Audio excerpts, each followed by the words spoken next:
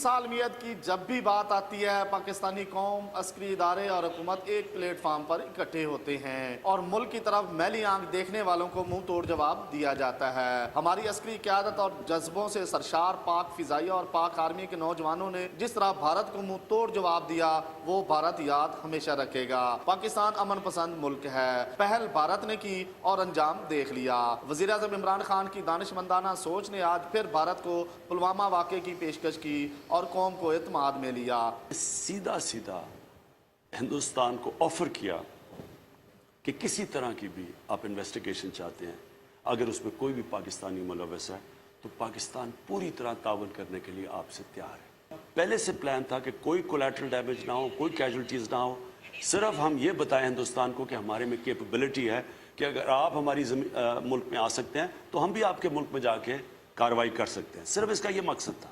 دوسری جانب اسلام آباد کے شہریوں نے بھی وزیر اعظم عمران خان اور پاک آرمی، پاک فضائیہ کی کاوشوں کو سراہا۔ جذبوں سے سرشار اسلام آباد کے شہریوں نے چینل 5 سے خصوصی گفتگو کی اور کہا کہ ہم اپنے ملک کے لیے تن من دھن دینے کو ہر وقت تیار ہیں اور پاک فوج کے ساتھ کھڑے ہیں۔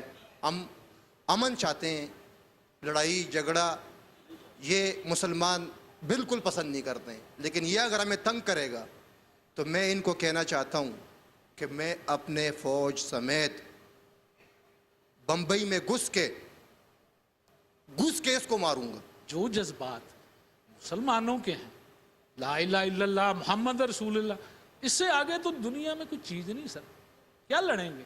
یہ شیروں کی فوج ہے، یہ اللہ کے بندے ہیں، یہ اپنی جان کے نذرانے پیش کرنے کے لیے ہر دم تیار ہوتے ہیں۔ کشمیر میں کیا ہے ان کو منہ توڑ جواب مل گیا ہے۔ اب ان کو سمجھ جانا چاہیے کہ پاکستان آرمی کے ساتھ پنگا لینا آسان بات نہیں ہے۔ مزید شہریوں کا کہنا تھا کہ ہم مودی کو واضح پیغام دینا چاہتے ہیں کہ وہ باز آ جائے، ہم اپنے ملک کے لیے دن رات تیار کھڑے ہیں۔ اسلام آباد کے شہریوں کا کہنا ہے کہ جس طرح ہمارے عسکری اداروں نے منہ توڑ بھارت کو جواب دیا ہے وہ صدیوں یاد رکھے گا، اور جس طرح آج وزیر اعظم عمران خان صاحب نے قوم سے خطاب کیا اس کو بھی ہمیشہ یاد رکھیں گے۔ کیمرہ مین عمر عالم کے ساتھ ضمیر حسین ضمیر، چینل 5 اسلام آباد۔